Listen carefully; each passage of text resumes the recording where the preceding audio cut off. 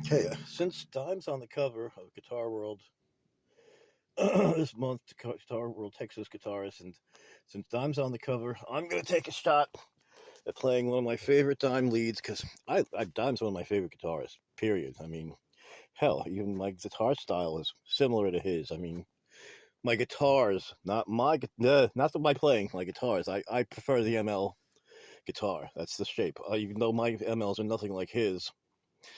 It's totally different. I mean, I have 24 fret guitars. He normally didn't play them. Anyway, I'm just babbling now. I'm gonna try and play